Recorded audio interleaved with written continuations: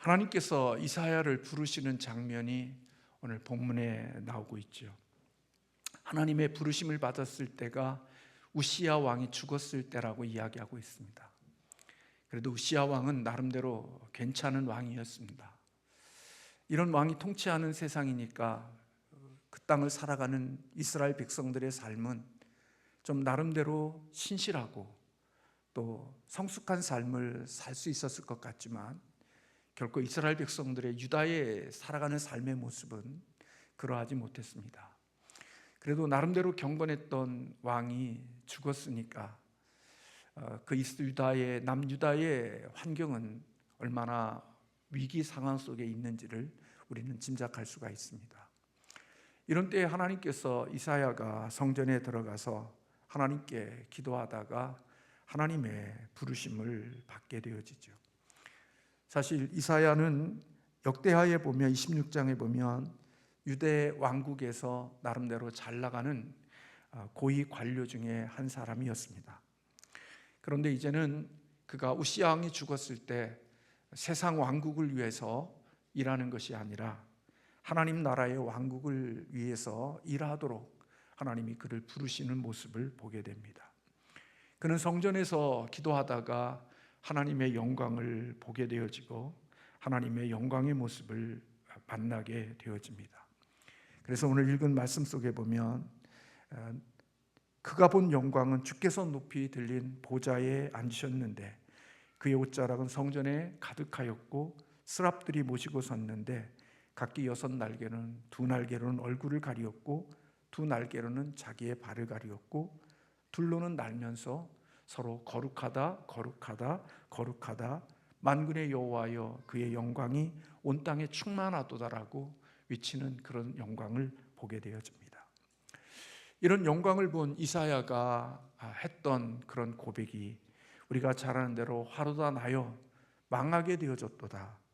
나는 입술이 부정한 백성 중에 살면서 만군의 여호와이신 왕을 배웠다는 이것 때문에 거룩한 영광스러운 왕의 모습을 보고 부정한 입술을 가진 자기는 죽게 되어졌다고 그렇게 고백을 하게 됩니다.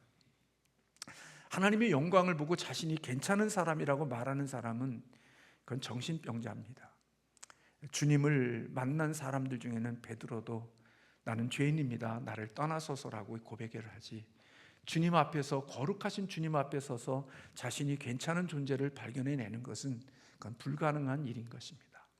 이사야도 역시 하나님의 영광을 보고 자신은 특별히 많은 죄이지만 입술이 부정한 사람으로서 망하게 되어졌다는 고백을 한 것입니다. 그때에 스랍 중에 하나가 부젓가락을 제단에서 잡힌 바 핀스를 손에 가지고 와서 내 입에 대며 내 입에 이것이 닿았으니 내 악이 죄하여졌고 내 죄가 사하여졌다는 그런 영광스러운 이야기를 듣습니다. 그러면서 이어지는 소리가 내가 누구를 보내며 누가 우리를 위하여 갈고 하는 음성을 듣게 되어졌을 때 오늘 이사야 선지자가 그렇게 하나님께 고백을 합니다. 내가 여기 있나이다, 나를 보내소서라고 하나님의 이런 부르심 앞에 응답하는 이스라엘의 소명과 부르심의 장면이 오늘 본문에 기록되어져 있죠. 여기 내가 여기 있사오니 나를 보내소서라는 이 이사야의 고백은 마치 종교 개혁자였던 칼빈이 외쳤던 유명한 말이 있습니다. 주님, 내 심장을 주님께 드립니다. 즉시 그리고 신실하게. 이것은 종교개혁자 칼빈이 하나님 앞에 던졌던 소명의 고백입니다. 주님, 내 심장을 주께 드립니다. 즉시로 그리고 신실하게 드리겠다는 고백이 바로 칼빈의 고백이었던 것처럼 이사야 선지자도 누가 나를 위하여 갈고라는 하나님의 음성 앞에 내가 여기 있사오니 나를 보내달라고 그렇게 하나님 앞에 자신을 헌신하는 그런 고백이 오늘 본문 가운데 속에 있습니다. 이렇게 하나님의 부르심을 받고 사명을 받은 이사야가 주전 740년부터 시작해서 주전 680년 약 60년 동안에 하나님의 말씀을 전하는 사역자로 헌신을 하게 되어집니다. 이제 하나님의 주시는 말씀을 가지고 백성들에게 나아가서 하나님의 주시는 메시지들을 전해야 되는 사명자가 된 것입니다. 그런데 그가 가야 될 그런 세상은 타락하고 영적으로 어두운 그런 세상에 들어가 하나님의 거룩한 말씀을 전해야 되는 사명을 오늘 이사야가 받은 거지요. 사실 내가 여기 있나이다 나를 보내소서라고 헌신할 때 주님께서 그에게 주시는 말씀을 보면 아찔합니다. 우리가 읽은 9절과 10절의 말씀을 보면 여호와께서 이르시되, 한번 같이 읽을까요? 여호와께서 이르시되 가서 이 백성에게 이르기를 너희가 듣기는 들어도 깨닫지 못할 것이요 보기는 보아도 알지 못하리라 하여 이 백성의 마음을 둔하게 하며 그들의 귀가 막히고 그들의 눈이 감기게 하라. 염려하건대 그들이 눈으로 보고 귀로 듣고 마음으로 깨닫고 다시 돌아와 고침을 받을까 하노라 하시기로. 사명자로 보냄받은 이사야가 유다 백성들에게 가서 말씀을 전한 메시지는 하나님의 심판과 하나님의 형벌이었습니다. 여러분, 에레미야 선지자도 눈물의 선지자로 인생을 살았습니다마는 그가 전하는 메시지는 하나님의 말씀을 듣는 사람들에게 좋은 매력적이고 그리고 복이 되어지는 메시지들이 아니었습니다. 오늘 이사야가 전할 메시지도 하나님의 심판과 죄로 가득한 그들의 형벌에 대한 내용을 이사야는 전해야 하는 것입니다. 그러므로 이사야가 전하는 메시지를 좋아할 사람이 없습니다. 하나님은 이사야에게 네가 백성들에게 들어가서 메시지를 전하여도 마음이 둔하여 그들이 깨닫지 못할 것이라고 말씀하고 있습니다. 깨닫지 못하는 것을 넘어서 그의 메시지를 듣는 백성들의 마음이 변화되고 온유해져서 하나님의 말씀으로 나아가는 것이 아니라 그들이 말씀을 듣고 더욱 완고해지고 말씀을 들을수록 완고해질 것이라고 하나님께서 말씀해 주고 있는 것입니다. 그가 전하는 메시지가 백성들을 행복하게 하는 게 아니라 백성들에게 고통을 주는 메시지를 전하도록 하나님이 이사야 선지자를 불러주신 것입니다. 그러므로 이사야 선지자가 하나님에게 부름을 받아서 사역을 감당할 때 그는 많은 사람들에게 환영을 받고 많은 사람들에게 대접을 받는 게 아니라 그가 하나님의 보냄받은 자로서 나아가서 사역을 감당할 때 그는 많은 좌절을 맛보아야 할 상황입니다. 틀린 소식이 아니라 옳은 소식을 전했는데 거부당합니다. 사람들을 살리기 위하여 복된 진리의 말씀을 전했는데도 사람들이 멸망하는 것이, 구원받는 것이 아니라 오히려 멸망을 당하는 것을 보아야 합니다. 여러분, 이것이 말씀을 전하는 사역자에게 얼마나 고통스럽고 이것이 얼마나 아픈 이야기인 것을 아마 사역자라고 하면 누구나 다 알 것입니다. 살리기 위해서 말씀을 전했는데 망한다. 그리고 잘되게 하기 위하여 말씀을 전했는데 더 완고해지고 더 강팍해져서 멸망의 길로 걸어가는 이런 모습 속에 있을 때 말씀을 전하는 사역자의 고통이 얼마나 크다는 것을 우리는 짐작할 수가 있습니다. 말씀을 전하는데 구원받는 자가 없고 멸망당하는 자가 많아지는 것, 그것을 이사야가 경험하고 맛보아야 할 것임을 하나님께서 부르심을 받은, 보냄받은 이사야에게 주시는 하나님의 뜻이었습니다. 우리는 이런 부분들을 보면서 사실은 그럼 하나님 왜 보내셨어요? 그런 생각이 들 수 있습니다. 말씀을 열심히 준비하고 나름대로 말씀을 기도하며 잠 못 자가면서 말씀을 열심히 준비하여 말씀을 전할 때 사람들이 회개하고 변화되고 깨지고 달라지고 그리고 살아나는 모습을 볼 때에 큰 위로와 기쁨이 되고 보람이 있는데, 그렇게 했음에도 불구하고 더 사람들이 얼굴이 시커매지고 더 굳어지고 완고해지고 더 말씀에서 벗어나서 살아가는 사람들을 볼 때에 사역자의 마음은 많이 고통스러울 거라고 여겨집니다. 계란으로 벽을 친다는, 바위를 친다는 것 같이 하나님의 말씀이 깨지고 부서지는 것들을 느끼고 있을 때, 내가 왜 이곳에 가야 합니까? 내가 왜 이곳에 있어야 되고 내가 왜 이렇게 말씀을 전해야 됩니까? 우리가 그런 생각을 듣고 하나님 앞에 그런 질문을 할 때, 하나님께서 이사야 선지자에게 아니야, 너는 그런 걸 위해서 부른 게 아니라고 말씀해 주시는 게 아니라, 맞아, 너는 그것을 위해서 부름받았어. 내가 너를 부른 것은 바로 네가 가서 사역하면 할수록 백성들의 마음은 완고해지고 완악해지고 더 강팍해질 거야. 그것을 위해서 하나님이 그렇게 부르셨다는 겁니다. 여러분, 이때마다 좌절이 일어나는 것 아닌가요? 말씀을 전하면 사람들이 돌아오는 게 아니라 더 완악해지는 모습들이 있는 거죠. 그래서 이사야 선지자는 하나님께 묻는 것입니다. 하나님, 어느 때까지입니까? 내가 언제까지 그런 말씀을 전하고 그런 시간들을 보내야 됩니까? 라고 하나님께 묻지요. 그거 묻고 싶지 않겠습니까? 하나님이 나를 부르신 게 이렇게 말씀을 전하면 사람들이 더 완악하고 완고하고 더 이탈하고 강팍해지는데, 그럼 내가 언제까지 그럼 이 사역을 해야 됩니까? 그때 하나님께서 주셨던 말씀이, 성읍들은 황폐하여 주민이 없으며 가옥들에도 사람이 없고 이 토지는 황폐하게 되며 여호와께서 사람들을 멀리 옮기셔서 이 땅 가운데 황폐한 것이 많을 때까지니라. 그렇게 11절에서 12절까지 하나님께서 말씀해 주셨습니다. 그들이 망하기까지 네가 전해도 그들이 돌아오지 않는다는 겁니다. 여러분, 아무리 전해도 회개하고 돌아오지 않고 마지막에는 망할 때까지 네가 전해도 결코 돌아오는 자가 없다고 하면 왜 세웠습니까? 라는 생각이 들지 않습니까? 때로는 하나님의 말씀 앞에 조금도 움직이지 않고 하나님이 기뻐하시는 쪽으로 나가지 않고 오히려 더 완고해지고 완악해지고 자기가 더 강해지는 그런 사람들도 이 세상에 있죠.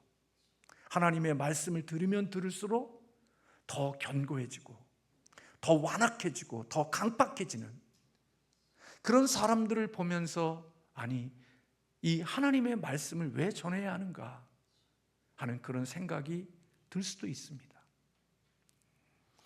유다 땅이 망하기까지 너는 복음을 전해야 한다는 겁니다. 그러면 이사야에 전도하는 것, 복음을 전하는 사역의 모든 것이 끝나는 것인가? 실패로 끝나는 건가? 오늘 하나님께서는 이사야 선지자에게 13절에서 그렇게 말씀해 주십니다. 같이 한번 읽겠습니다. 그 중에 10분의 1이 아직 남아 있을지라도 이것도 황폐하게 될 것이나. 아멘. 여러분, 10분의 1은 대부분 전쟁 가운데 속에서 승리를 거두면 보통 10분의 1은 남겨둔다고 합니다. 그러니까 오늘 그렇게 강팍한 마음을 가지고 있는 사람들 10분의 1이 남아 있는데, 근데 그 10분의 1도 마지막에 최종적으로 남아있는 그 10분의 1도 황폐하게 되어질 것이라고 말하고 있는 겁니다. 그러니까 소망이 없는 겁니다. 마지막 최후의 보루에 남아있는 그들까지도 황폐하게 되어질 것이라고 하니까 결국은 유다 백성들이 살아날 자가 없는 것이지요.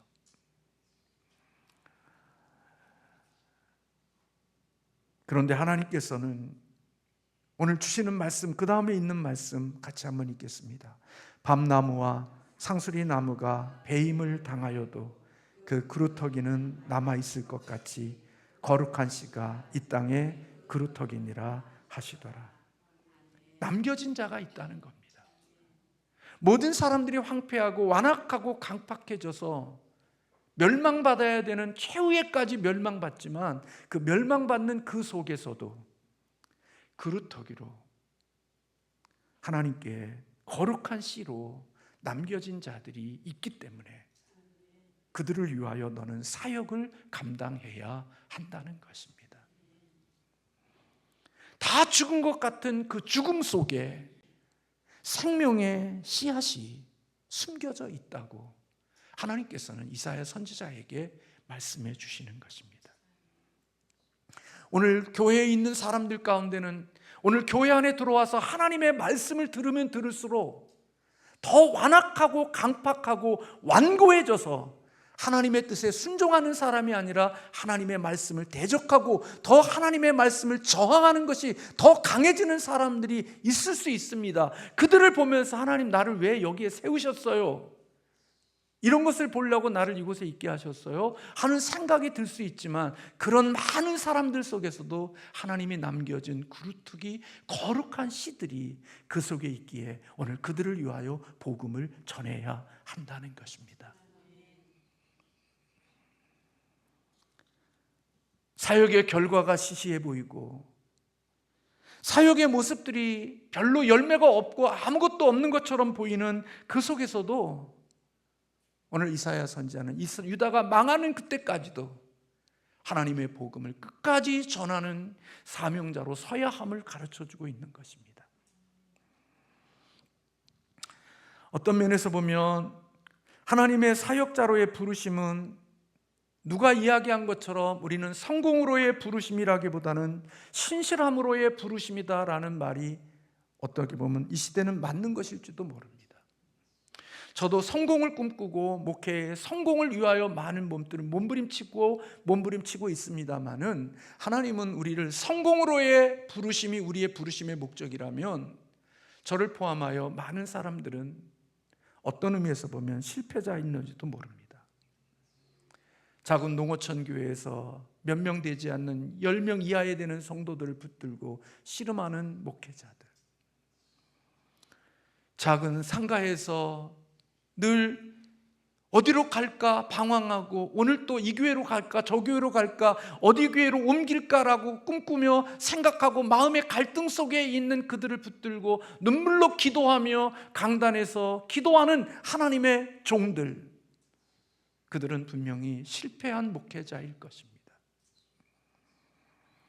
그런데 하나님이 우리를 부르실 때 성공으로 부르신 게 아니고 이사야를 성공으로 부른 게 아니라 하나님의 남겨진 마지막 거룩한 씨앗들을 위하여 하나님이 그를 부르셨다는 그것은 결국 하나님의 성공이 아닌 신실함으로의 부르심이라고 오늘 성경은 우리에게 말씀해 주는 것입니다.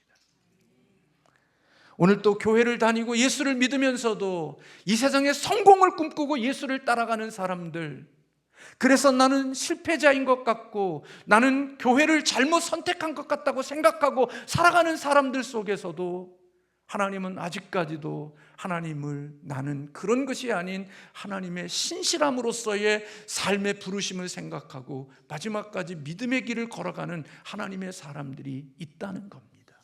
남겨진 그루터기와 같은 거룩한 씨앗들이 이 땅에 있기에 하나님은 이사야를 부르시고 그렇게 힘든 사역을 감당하게 하신다는 겁니다. 이번에 베트남에서 졸업 설교를 하면서 제가 예전에는 한때는 대한민국에서는 목사의 사모가 되는 것이 그게 배우자로서의 상위의 랭크가 되어진 적이 있다 하는 이야기를 했을 때 통역하는 분이 그걸 잘 이해를 못하더라고요. 베트남도 그것도 공산화가 되어지면서 믿음을 갖던 역사와 정말 신앙의 전통과 믿음을 가졌던 그런 모든 목회자들이 공산화되면서 다 목숨을 잃어버렸고, 그리고 오늘날만 고통스러운 곳에서 시간을 보내다가 제가 들으니까 거기서 겨우 살아남은 사람들, 목회자였던 사람들에게 준 직업이 리아카를 끄는 직업을 목회자들에게 주었다고 그러더라고요. 다 죽고. 그래서 종교 지도자가 없는 땅이 되어졌어요. 제가 나라와 민족을 위하여, 교회를 위하여, 국가를 위하여 기도하는 이유가 뭔 줄 아십니까? 이 땅이 왜 전체주의가 되지 않고 공산주의가 되지 않아야 된다고 하나님께 부르짖고 하나님의 주권과 예배와 교육과 신앙의 자유가 있는 땅이 되어야 한다고 하나님 앞에 그렇게 간절히 기도하는 이유가 뭔 줄 아십니까? 그 땅을 보았기 때문에 그렇습니다. 중국에 가서 신학교에서 강의를 하다가 한 장소에 정해져 있지만 누군가의 공안에게 고자질을 하고 고발할 것이 두려워서 연길에서는 공부하는 그 과정에 학교를 거기에 있지 아니하고 닭장으로 옮겨서 닭장에서 일주일 동안을 같이 하나님의 말씀을 배웠습니다. 여기저기 옮겨 다니면서 눈치를 보면서 하나님의 말씀을 배워야 되는 그런 때가 있습니다. 베트남도 신앙의 자유가 있는 것처럼 보이지만 어느 정도까지입니다. 저는 우리 하나님께서 이 조국 대한민국에 신앙의 자유를 가지고 하나님 앞에 믿음을 가지고 복음을 마음대로 전할 수 있는 이 땅이 되게 하신 것은 하나님의 은혜고 축복이라고 여기는 사람입니다. 아직까지 강단에서 하나님의 진리의 말씀을 전해도 그것이 불법이 되지 않는 나라가 되어진 거, 저는 하나님의 현재까지 은혜라고 여겨지는 것입니다. 하나님은 지금도 남겨진 자가 있다는 겁니다. 어느 세대마다. 그래서 여러분, 지금 예전에는 목회자의 사모가 되는 게 사람들에게는 인기가 있었지만 지금은 인기가 없어요. 목회자의 사모가 되려는 사람이 없어요. 왜 그런 줄 아십니까? 우리 여기 저희 교육자들이 계시지만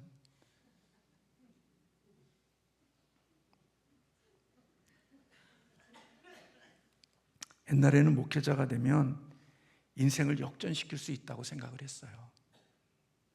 잘 나간 때가 있다고요. 지금은 희망이 보이지 않는 거예요. 그래서 예전에는 사모가 되면 그래도 나름대로 괜찮을 줄 알고 거기에 줄을 댄 사람들이 있었지만 지금은 줄을 대는 사람이 없어요. 왜요? 너무 척박한 환경이 됐거든요. 근데 베트남에서 설교하면서 그걸 통역자가 그걸 무슨 의미를 잘 이해를 못 하더라고요.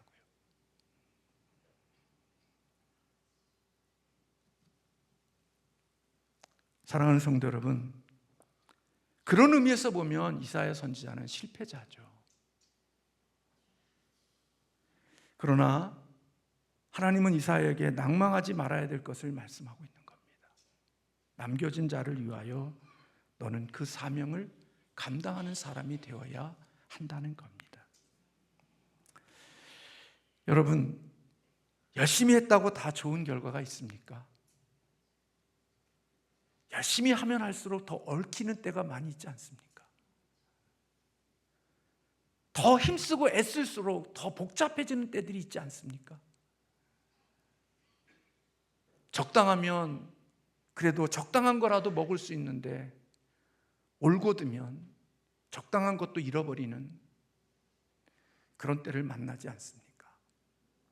이사야 선지자가 그런 모습의 환경 속에서 오늘 부르심을 받았다고 생각이 되어집니다. 그러나 하나님은 이사야에게 말씀하고 있는 겁니다. 남겨진 자 그루터기 생명의 거룩한 씨를 위해서 너를 부르셨으니까 너는 그 일을 위하여 끝까지 신실함으로 그 일을 감당하라고 하나님이 그를 부르신 것입니다. 저나 여러분이나 인생을 살면서 성공을 꿈꾸고 살죠. 그러나 하나님은 우리에게 주시는 말씀이 있습니다. 하나님이 성공한 자를 찾으시는 게 아니라고. 맡은 자에게 하나님이 찾는 것은 성공을 하나님이 찾는 게 아니라 맡은 자에게 하나님이 찾으시는 것은 충성이라고. 그래서 하나님께서 고린도전서에서도 4장에서도 맡은 자가 구할 것은 성공을 구하는 게 아니라 맡은 자가 구해야 되는 것은 충성을 구해야 한다고 말씀하고 있는 겁니다. 그리고 계시록 2장에 네가 충성을 하되 어떻게까지 충성해야 되느냐? 죽도록 충성해야 한다고 말씀하고 있는 겁니다. 그러므로 저와 여러분들이 예수를 믿으면서 성공하기 위하여 예수를 믿고 성공하기 위해서 내가 주의 일을 하고 산다고 생각하면 우리는 많은 갈등과 회의가 들 때들이 많이 있을 겁니다. 여러 가지 많은 생각들과 번민과 고민 속에 살아가게 되어질 것이죠. 짐 엘리엇이 젊은 나이에 생명을 잃어버리면서도 그 남편의 죽는 모습을 보면서도 사랑하는 아내가 다시 남편이 죽음의 현장 속에 다시 들어가 선교의 사역을 감당했던 유명한 이야기는, 우리의 부르심은 성공으로의 부르심이라기보다는 하나님이 부르시는 충성과 신실함의 부르심이라는 사실을 우리에게 가르쳐 주는 겁니다. 저는 이 세상 속에 오늘 또 말씀을 전하기가 참 불편한 것들이 많은 세상 속에 살아가고, 어느 교회 가면 목사님 이것은 말하지 마세요, 이런 것은 전달하지 마세요, 그렇게 요청을 받는 때들이 있습니다. 예민한 것 있습니다. 민감한 것 있습니다. 그런 것들 목사님 피해 주세요, 그렇게 이야기합니다. 그 교회를 위해서 담임 목사로부터 요청을 받았기에 그것이 혹시 설교의 원고에 들어가 있다 할지라도 사실은 조심스럽게 그 목사님의 목회를 위해서 그 말씀을 뺍니다. 내 목회 현장이 아니니까, 그분의 목회를 위해서 내가 간 사람이니까 그것을 제가 뺍니다. 근데 그것은 다 우리의 마음에 충성하지 못해서 나온 결과들인 것들입니다. 내가 신실했으면, 내가 그것에 대해서 충성했으면 결코 그런 일들이 일어나지 않는 일들이 일어난 결과들을 보면서 우리는 그런 아픔을 느끼는 겁니다. 그러므로 여러분, 예수를 믿는 저와 여러분들이 이 세상에 하나님이 많은 것을 주실 수 있습니다. 그것도 하나님이 우리에게 보너스로 주실 수 있는 복이 있지만, 하나님이 우리에게 주시는 진정한 부르심은 그것을 위한 부르심이라고 말씀하고 있는 겁니다. 만약에 결과를 보고 주님이 칭찬하셨다면 5달란트 받은 종과 2달란트 받은 종의 칭찬의 격이 달라야 됩니다. 같아서는 안 됩니다. 그러나 똑같았습니다. 5달란트, 2달란트 받은 자에게 주인이 주시는 답은 같았습니다.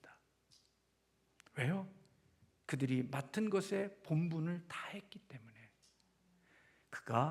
그래서 주신 말씀이 뭡니까? 잘했다, 착하고 충성된 종아. 착하고 충성된 종아. 마지막 1달란트에게 주어졌던 말이 뭡니까? 악하고 게으른 종아. 10개의 달란트를 받았으면서도 1개의 달란트를 가지고 일하면, 아니 10개의 달란트를 가지고 2개의 달란트를 가지고만 써도 1개의 달란트가 없는 사람보다도 훨씬 탁월한 사역자가 될 수 있고 훨씬 더 능력 있는 은사자가 될 수 있습니다. 그러나 하나님께서 계산하실 때 10개를 가지고 2개의 은사를 사용한 달란트를 사용했던 그 사람과 1달란트를 가졌지만 1달란트에 최선을 다한 사람과 주님이 결산하실 때는 10달란트를 가졌지만 2달란트를 가지고 3달란트를 활용하여 은사를 사용했던 그 사람이 1달란트를 가지고 1달란트를 위하여 충성한 사람과 사람의 기준으로 놓고 보면 3달란트를 가진 사람의 모습이 훨씬 탁월할 것 같아도 우리 주님의 계산법은 10달란트 속에서 3달란트로 일한 사람보다 1달란트를 가지고 1달란트를 일한 사람을 우리 주님은 더 귀히 여기실 수 있다는 겁니다. 그게 하나님이 일하시는 방법이죠. 제가요, 교회를 옛날에 할 때는 글씨를 써서 이렇게 붙였거든요. 뭐 부활절이면 도화지에다가 부활절 이렇게 써서 막 오려갖고 붙이고 그랬거든요. 근데 저는 막 공들여서 막 이렇게 해서 막 잣대대고 막 이렇게 해서 막 해서 글자 만들었는데 어떤 사람은 슉슉슉 했는데 금방 나오는 거예요. 제가 공들이는 것은 30분 공들였는데 그 사람은 한 5분 되면 이렇게 해서 탁 나와요. 근데 제가 막 공들인 30분보다 5분 동안 만든 게 더 멋져요. 사람이 보기에는 내 수고는 에이 너 왜 그런 짓 했어? 왜 그런 수고했어? 그럴 수 있지만 하나님이 보시기에는 그것을, 그 과정을 우리 주님은 기쁘게 여기실 거라고 여겨지는 거예요. 교회도 마찬가지예요. 대충 해도요 보통 사람 이상을 해요. 근데 하나님 앞에 충성된 사람은요 자기의 10개의 은사를 다 활용해서 다 쓸 수 있도록 하나님께 기도함으로써 그 일을 감당한다고요. 저 어느 교회 가서요 어느 반주자가 기도하는데, 오늘 저도 늦게 와서 좀 할 말이 없지만 반주자가 그 반주하기 위해서 아무도 안 나온 곳에 가서 미리 앞에 앉아서 기도하고 그 반주를 위하여 기도하다가 그 반주의 자리에 서는 모습을 보면서 제가 마음에 큰 은혜가 되더라고요. 기도한다고 해서 무슨 반주가 달라질 게 있어요? 기도한다고 해서 뭐 달라질 게 있겠어요? 그 기능과 그 기술은 그렇게 별로 없죠. 그런데 하나님 앞에 전적으로 모든 것을 드리고 싶은 마음이 그 마음 속에 뒤에서 보니까 느껴지더라고요.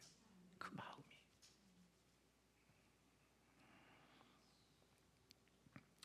하나님은 우리를 부르셨어요.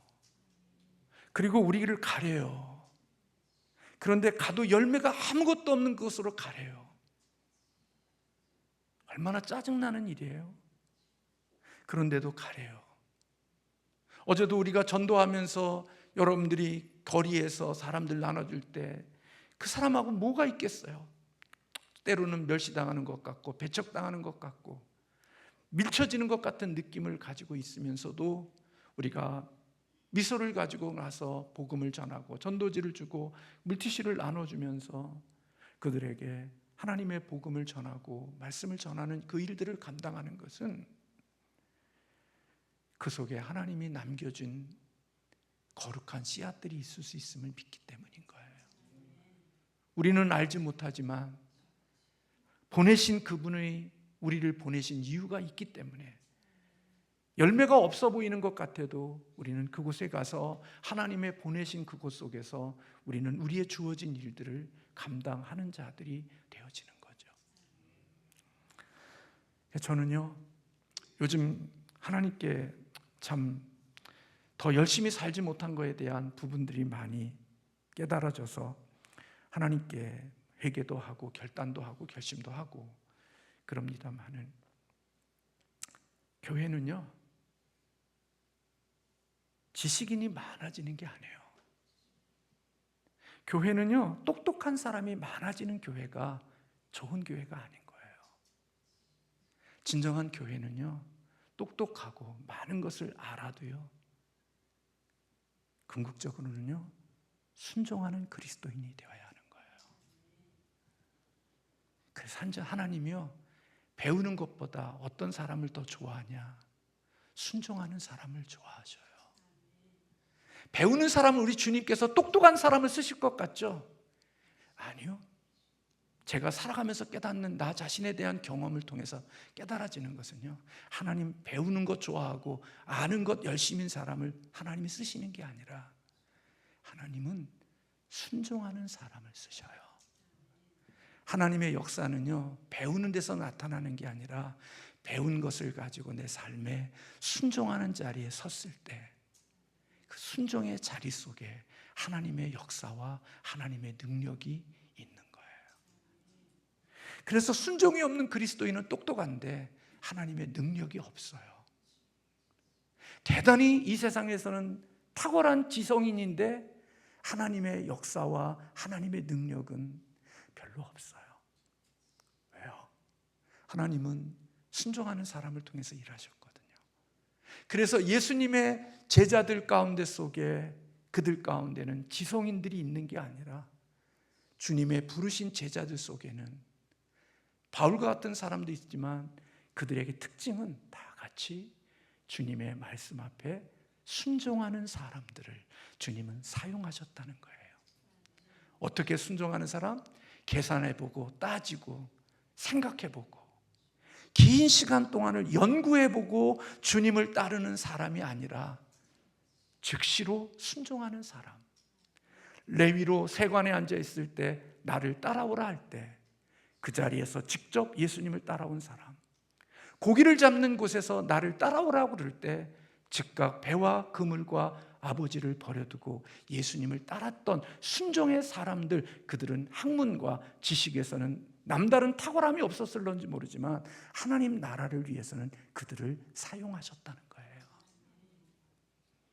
근데 오늘 우리는 예수 그리스도, 저 자신도 포함하여 많은 것을 알면 주님을 위한 멋진 제자가 될 거라고 생각하는 거예요. 그래서 머리는 굉장히 키워놨는데 순종은 없는 거예요. 그러니까 그 배운 지식 가지고, 지성 가지고 판단하고 비판하고 정죄하는 것만 하지 뭔가 할 수 있는 능력은 없는 거예요. 근데 즉각적으로 순종하면서 배우는 사람은요, 순종하는 가운데 베드로처럼 실패도 있지만 실패를 통하여 또 다른 하나님의 능력과 하나님의 일하심을 삶으로 배우는 진정한 배움이 그에게 있게 되는 거예요. 그래서 예수를 믿으면서 항상 조준만 해. 항상 조준만 하지 한 번도 방아쇠를 당겨본 적이 없어요. 그러니까 하나님의 능력을 경험 못해요. 근데 좀 부족해도 하나님의 말씀에 순종하여 방아쇠를 당기면 하나님은 그것을 처음엔 실패하지만 그 다음에는 하나님이 수정하셔서 하나님이 원하시는 자리에 있게 하시는 변화를 하나님이 주시는 것이지요.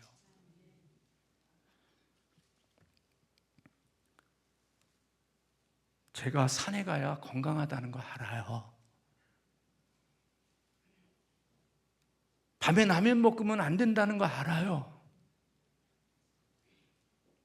근데 그게 아는 게 내 건강을 책임지지 않는다고요. 내가 산에 올라야 되고 라면의 유혹이 있을 때 꿀꺽하고 참고 냉수를 마시고 잠자리에 들어야 얼굴이 안 붓다고요. 그리고 그것이 이게 좋구나라는 사실을 경험으로 알았을 때 그런 유혹이 와도 그걸 이길 수 있는 사람이 되어진단 말이에요. 사랑하는 성도 여러분, 저와 여러분이 하나님이 보내시면 다 알지 못하더라도 하나님을 믿고 우리가 순종하며 나갈 수 있는 하나님의 사람들이 되어지시기를 주님의 이름으로 축원합니다. 내 실력을 키우는 것이 대단할 것 같아도요, 세상에 살면서 내 실력 가지고는요 이 세상을 이기지 못해요. 세상을 이기는 것은요 하나님의 힘으로 세상을 이길 수 있어요. 내 지식의 똑똑함으로 세상을 이길 것 같지만 아니요, 내가 좀 부족하고 모자라도요 하나님의 능력으로 무장하면요 세상을 이길 수가 있다고 성경은 말씀하고 있는 거죠.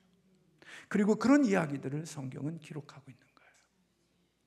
그래서 교회는 지성인을 키우는 게 아니라 하나님을 말씀을 아는 것만큼 순종할 수 있는 지식과 순종이 함께 크기가 같아서 갈 수 있는 그리스도인이 세워져야 하는 거예요. 여러분, 지성의 바퀴는 엄청나게 큰데 순종의 바퀴는 요만큼 좁쌀만해. 그러면 이 바퀴가, 지식이 크니까 이 바퀴가 잘 굴러갈 것 같죠? 여러분 어때요? 힘써 굴려보세요. 이 바퀴가 앞으로 가는가? 지성의 바퀴는 아무리 커도 순종의 바퀴가 없는, 순종의 바퀴가 작은 그 바퀴는 힘써 굴리면 우리가 지성의 바퀴가 크니까 이 지성의 바퀴만큼 굴러갈 것 같죠? 여러분 굴려보십시오. 지성의 바퀴가 아무리 커도 순종의 바퀴가 없으면 지성의 바퀴는 같은 자리를 맴돌 수밖에 없는 겁니다. 앞으로 못 나갑니다. 바퀴가 작더라도 지성의 바퀴가 요따만하고 이래도 순종의 바퀴가 요따만하면 최소한 앞을 향하여 굴러가는 겁니다. 원하는 자리에 가면서 이 바퀴가 눈덩이처럼 커지는 겁니다. 그래서 하나님의 더 큰 능력을 경험하는 겁니다. 저는 자신의 신앙이 지성인이 되면 하나님 앞에 좋은 신앙인이 될 줄 알았습니다. 그리고 이것에 대한 것들에 초점을 뒀지만 지혜로운 사람들은 이 두 가지가 함께 가야 한다는 사실을 놓치지 않은 거죠. 내가 제자와 되어지면서 누군가를 제자를 삼을 수 있는 함께 성장하는 이 신앙인이 되지 않으면 아주 괴물 그리스도인이 되어져 버리고 교회 안에서 자기밖에 모르는 철저한 이기적인 신앙인으로서 모든 에너지를 뽑아 블랙홀처럼 빨아들이는 그런 아주 이상한 그리스도인으로 우리 앞에 서게 되지만, 말씀과 순종이 함께 가게 되면 다 알지 못하는 이 과정 속에 하나님의 일하심을 경험하게 되어지고 하나님의 선하심을 보게 되는 겁니다. 우리 교인은 아니지만 제가 예전에 섬겼던 교회 어느 분으로부터 제가 문자를 하나 받았습니다. 억울한데 목사님 좀 기도해 달라고. 제가 문자를 했습니다. 하나님이 공의로우시고 선하신 하나님께서 모든 것을 합력하여 선을 이루게 하시기를 위하여 기도한다고 제가 문자를 보냈습니다. 신앙은 머리만 가지고서 알아가는 게 아니라 순종과 함께 갈 때 하나님의 주시는 은혜를 그리고 능력을 경험하는 겁니다. 저는 저와 여러분이 이런 은혜가 있기를 주님의 이름으로 축원합니다. 그렇다고 무지하라는 얘기가 아닙니다. 지혜롭고 똑똑하되 하나님 앞에 순종이 뒷받침되는 그리스도인이 되어지는 충성스러운 그리스도인이 되어야 한다는 겁니다. 기도하겠습니다.